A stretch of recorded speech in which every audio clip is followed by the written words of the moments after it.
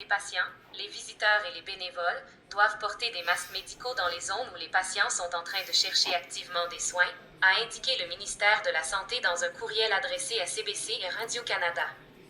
Cela s'applique à tous les établissements gérés par les autorités sanitaires de la province ou sous contrat avec ces autorités, y compris les hôpitaux, les centres de soins de longue durée, les centres d'aide à la vie autonome et les cliniques ambulatoires. Augmentation des cas d'infection au virus respiratoire. Cette mesure fait suite à une augmentation des cas de grippe et virus respiratoire syncytial, VRS. Selon le ministère de la Santé, le nombre de cas de COVID-19 est stable, mais montre les premiers signes d'une augmentation.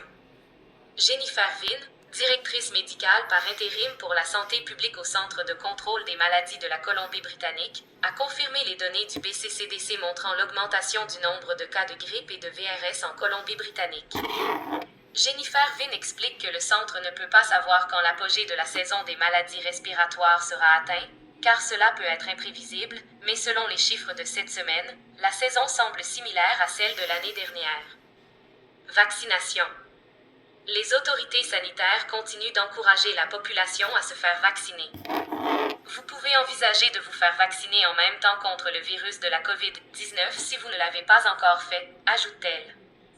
Le docteur Pargassine Burgi, pédiatre consultant à Surrey, déclare constater une augmentation des cas de maladies respiratoires chez les enfants depuis la mi-décembre.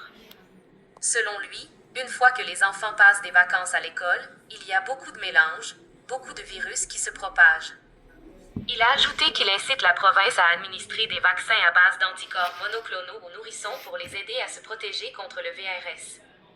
Le docteur Pargassine Burgi estime que l'obligation temporaire de porter un masque dans les établissements de santé est justifiée, car il s'agit d'une couche de protection supplémentaire qui a fonctionné au plus fort de la pandémie de COVID-19. Avec les informations de René Lucac et de On the Coast.